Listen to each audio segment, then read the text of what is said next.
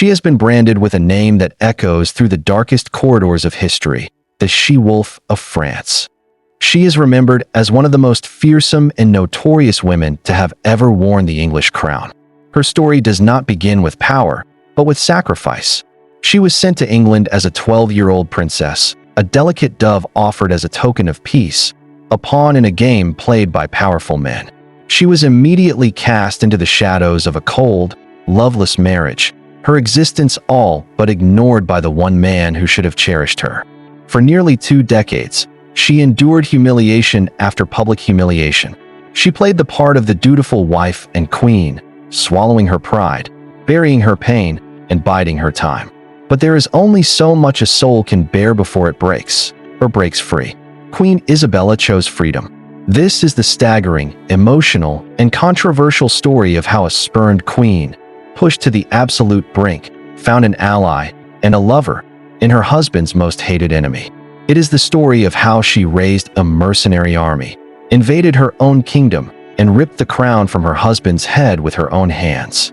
She was not merely a character tossed about by the tides of history. She was the storm. She didn't just play the game. She seized the board and shattered it into 1,000 pieces, changing the rules of power in England forever. And it all began with a promise of a fairy tale that quickly descended into a nightmare. Imagine the scene. The year is 1308. A chill January wind blows across the English Channel, but inside the cathedral at Boulogne-sur-Mer, the air is thick with the scent of incense and the weight of expectation. This is the wedding of King Edward II of England and Isabella, the beautiful, intelligent, and now very young Queen of England. She is just 12 years old, the daughter of the formidable King Philip IV of France, raised in the cultured and politically charged French court. He is a king of 24, a man known more for his passions than his politics. This marriage is not about love. It is a crucial diplomatic alliance meant to finally soothe the simmering tensions between the two most powerful kingdoms in Europe. Isabella, though a child, understands her duty. She is a bridge between two nations. Any hope for a gentle start, for a flicker of personal connection, is extinguished almost immediately. The wedding feast is a masterclass in public humiliation. As the lords and ladies of England and France look on, King Edward II, her new husband, has eyes for only one person, and it is not his bride. He lavishes his attention, his smiles, and a cascade of magnificent gifts upon his courtier, his favorite, a Gascon knight named Piers Gaveston. Some of the very jewels that were part of Isabella's dowry, meant to adorn her as Queen of England, are instead gifted to Gaveston before the entire court. The insult is so flagrant, so deeply personal and politically foolish, that Isabella's uncles, the powerful French princes who had escorted her to England, can't stomach it. In a silent, dramatic protest, they rise from the feast and storm out, their disgust a clear message to the English court. The 12-year-old queen is left alone, a beautiful statue at the head of the table, her first taste of English royal life a bitter one. But Isabella was forged in the crucible of the French court. She was her father's daughter, and she was a survivor. For years, she buried the sting of that first day and played the role of the perfect medieval queen with a skill that belied her age.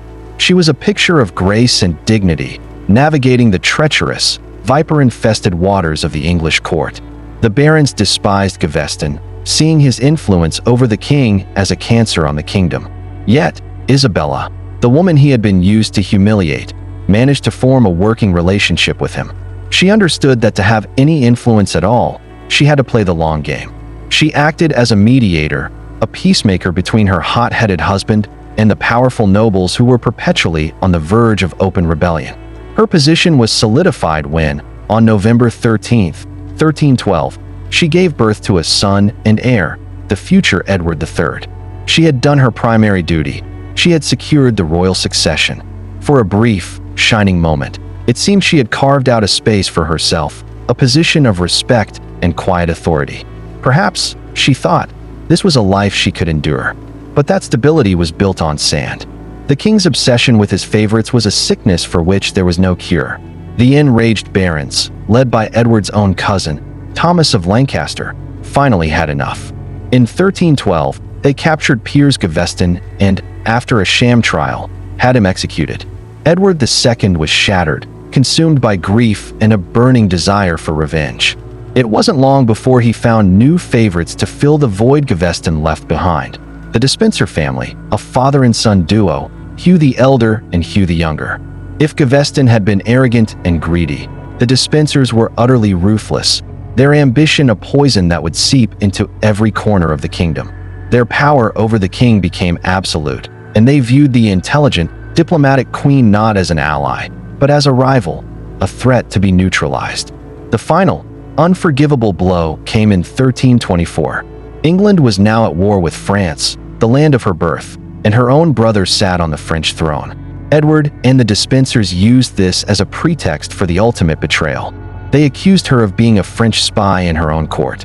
In a swift, brutal move, they stripped her of all her lands and income, effectively making her a beggar in her own home. They arrested her entire French staff, the ladies-in-waiting and servants who had been with her since she was a child, her only link to home. But the cruelest cut, the one that would fester and turn her sorrow into cold, hard rage, was yet to come. They took her 4 children, including the heir, Prince Edward, and placed them in the custody of Despenser allies. Imagine her position, isolated, impoverished, her loyalty questioned, and her children torn from her arms. Isabella looked utterly powerless, a queen in name only, a prisoner in her husband's kingdom. But her enemies, in their arrogance, had made the single greatest mistake of their lives. They believed they had cornered a helpless pawn. They would soon discover they had just unleashed a wolf. In the suffocating darkness of her isolation, a sliver of light appeared. In 1325, the ongoing war with France had reached a diplomatic impasse, and Edward II and the Despensers made a fateful calculation. Who better to send to negotiate a peace treaty with the French king, Charles IV, than his own sister? It seemed like a brilliant move. They would use her familial connection for their own gain, while keeping her on a short leash. She was dispatched to France, instructed to broker a deal. It was supposed to be a short trip, a temporary mission from which she was expected to return promptly, her duty done. The moment Isabella's feet touched French soil, the air itself must have felt different. She was home, surrounded by her family, speaking her own language. She was no longer the isolated, mistrusted foreigner. She was the sister of the king. The power dynamic shifted instantly. After skillfully negotiating the terms of a treaty, she was ordered to return to England. And it was then, from the safety of the French court, that Isabella made her electrifying move. She refused. In a stunning public declaration that sent shockwaves across the channel, she announced that she would not set foot in England again as long as Hugh Despenser held power over her husband. It was an unprecedented act of defiance. Then, she played her trump card. The peace treaty she had negotiated required the young heir, Prince Edward, to come to France to pay homage to King Charles for the English Duchy of Aquitaine. Her husband, desperate for peace, reluctantly agreed. As soon as her son was by her side, Isabella's position transformed. She was no longer just a defiant queen. She was a queen with the heir to the throne of England under her control. She had become a rival power center, a government in exile. Her court in Paris became a beacon for every English nobleman who had a score to settle with Edward II and the Despensers. Knights, barons, and bishops who had been exiled or dispossessed flocked to her side. And the most important, most charismatic, and most dangerous of them all was Roger Mortimer.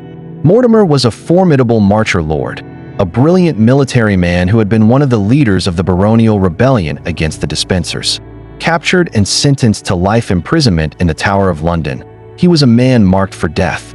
But Mortimer was not a man to wait for his fate. In August 1323, in one of the most daring prison breaks in medieval history, he had escaped.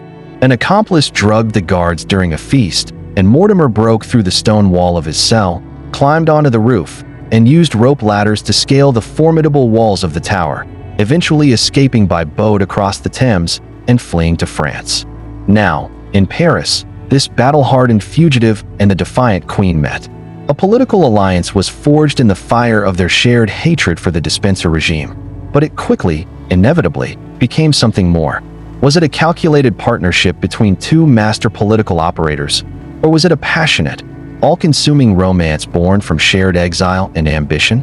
The truth is likely buried somewhere in between, a complex tapestry of strategy and desire. What is certain is that together, Isabella and Roger Mortimer began to plot the unthinkable, the impossible, an invasion of England to overthrow a crowned and anointed king. But an invasion requires two things Isabella didn't have: soldiers and money. Her brother, King Charles of France, began to feel the heat from papal and English pressure, and his support started to cool. He could offer her sanctuary, but not an army. Forced to leave Paris, Isabella got creative. She journeyed with her son to the Low Countries, to the court of the Count of Hainaut. There, she cut a deal that was pure political genius. She betrothed her son, Prince Edward, to the Count's daughter, Philippa. The engagement came with more than just a future alliance. It came with a hefty dowry and, more importantly, ships and a mercenary army. Isabella had used her only remaining assets, her son's hand in marriage and her own unshakable will, to purchase an invasion force. The diplomatic mission was officially over. This was now a council of war, and the once slighted queen was its undisputed leader. All that was left was to cross the sea and take back what she believed was hers. But would a small mercenary force be enough to challenge a king in his own realm? On the 24th of September, 1326, the invasion began. Isabella, with Roger Mortimer at her side, landed on the coast of England with a small army of around 1,500 mercenaries. On paper, it was a reckless gamble, a force so tiny it should have been crushed within days. But Isabella and Mortimer weren't betting on the strength of their army. They were betting on the weakness of the king. And they were right. The country was a powder keg of resentment, sick to death of Edward II's disastrous rule and the rapacious greed of the Despensers. Isabella's invasion was the spark that ignited the explosion. The regime didn't just fall, it evaporated into thin air. Instead of meeting resistance, they were met with open arms.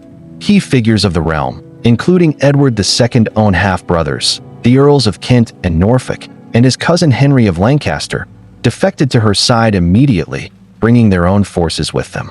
Knights and nobles flocked to Isabella's banner, swelling the ranks of her army as it marched inland. The common people, who had suffered under years of misrule, saw her not as a foreign invader, but as a liberator. London, a city that had long bristled under the king's authority, erupted into open revolt in support of the queen. Angry mobs roamed the streets, hunting down the king's allies and seizing control of the city.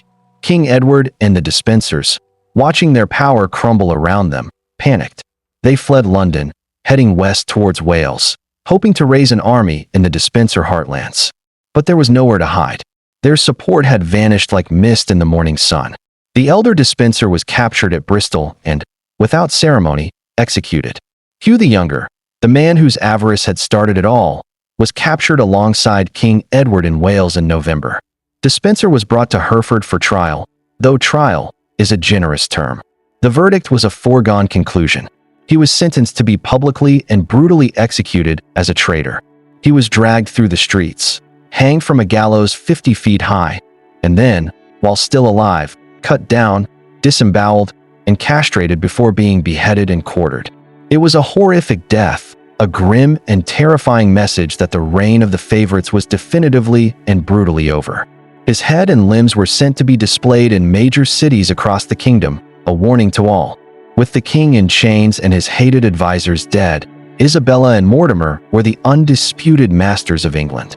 To legitimize their coup, a parliament was called to assemble at Westminster in January 1327. It was a parliament convened under extreme pressure, its purpose clear to everyone present. It formally charged Edward II with a litany of failures, of being incompetent to govern, of breaking his sacred coronation oath, of neglecting the business of the kingdom, and of ruining the realm through his reliance on evil counsel. The verdict was unanimous. King Edward II was declared deposed. His son was proclaimed the new king, Edward III. This was a moment without precedent.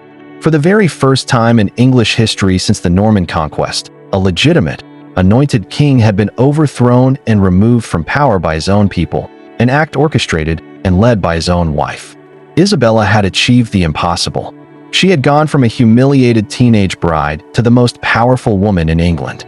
Isabella's journey from a powerless pawn to a queen who checkmated a king is one of the most dramatic in all of history. If you love stories about incredible figures who refused to accept their fate and shattered the rules of their time, then you know what to do. Be sure to subscribe to Chronicles of Old Tales and hit that notification bell for more tales of power, rebellion, and intrigue. You would be forgiven for thinking this is where the story ends, with a triumphant queen ruling justly and living happily ever after. But history is rarely so neat, and power is a far more corrupting force than love or vengeance. Isabella and Roger Mortimer ruled England as regents for the young King Edward III, but their grip on power, seized so dramatically, would last a mere 3 years. The tragic irony is that their regime quickly became as greedy, corrupt, and hated as the one they had so violently replaced. Mortimer, in particular, seemed drunk on his newfound status. He began acting less like a regent and more like a king, amassing vast estates and titles for himself and treating the nobility with an arrogance that bred deep resentment. Isabella, for her part, secured a colossal income for herself, far exceeding what was considered appropriate even for a queen dowager. Together, they made a series of disastrous political decisions. Their biggest misstep was the 1328 Treaty of Northampton with Scotland, which formally recognized Robert the Bruce as king of an independent Scotland, ending a long and bloody war on terms that many English nobles saw as a national humiliation. The she-wolf and her lover, who had ridden a wave of popular support to power, now found themselves dangerously isolated. All the while, the boy king in whose name they ruled was growing up. The young Edward III was intelligent, proud, and every bit a Plantagenet. He watched his mother and Mortimer rule, feeling increasingly sidelined and controlled by the man whom many whispered was his mother's lover and his father's murderer. The final breaking point came when Mortimer, in a paranoid display of power, ordered the execution of the king's own uncle, the Earl of Kent, on a flimsy and likely fabricated charge of treason. Edward III had seen enough. Just before his 18th birthday, in October 1330, he decided it was time to claim his kingdom. With a small band of loyal young knights, he launched a daring nighttime coup at Nottingham Castle, where Isabella and Mortimer were holding court. Using a secret underground tunnel that led directly into the castle, Edward's men burst in and arrested Mortimer, reputedly dragging him from a chamber near the Queen's. Chronicles record Isabella's desperate cries, "Fair son, have pity on the gentle Mortimer." But there was no pity to be had. Mortimer's fall was as swift as his rise. He was accused of treason for usurping royal power, condemned without trial, just as he had condemned others, and hanged at Tyburn in London. Isabella's reign was over. Her son, in one decisive, ruthless stroke, had seized the power that was his by right. Edward III, however, showed mercy to his mother. She wasn't punished or imprisoned in a dungeon. Instead, she was sent to live in comfortable, luxurious retirement on her vast estates, most notably Castle Rising in Norfolk. She was treated with respect, visited by her son and grandchildren, and even occasionally consulted on diplomatic matters in her later years. She lived out the rest of her life in opulent seclusion, dying in 1358. So, what is the final verdict on Isabella of France? It is a question that historians still debate. Was she the she-wolf, a cruel and adulterous traitor who betrayed her husband and her vows for power and lust? Or was she a brilliant and courageous political leader who freed England from a disastrous tyrant, a loving mother who fought to secure her son's inheritance? The truth, as always, is far too complex for a simple label. She was a spurned wife who endured years of public disgrace with stoic dignity. She was a masterful political operator who turned a diplomatic mission into a weapon of war. She was a mother who fought for her son's future, only to be cast aside when he came of age. Her actions set a stunning and dangerous precedent that an English monarch was not above the realm and could be brought down by his own people. It was a revolutionary idea that would echo for centuries through the halls of English history. Isabella of France remains one of history's most formidable, controversial, and utterly compelling figures, a queen who refused to be a pawn and, in the end, decided to flip the entire board. But now I want to know what you think. After hearing her story, where do you stand? Was Isabella a villain, a hero, or something far more complicated? Let us know your take in the comments below. And for more deep dives into the most dramatic lives and moments in history, don't forget to like this video and subscribe to Chronicles of Old Tales. Thanks for watching.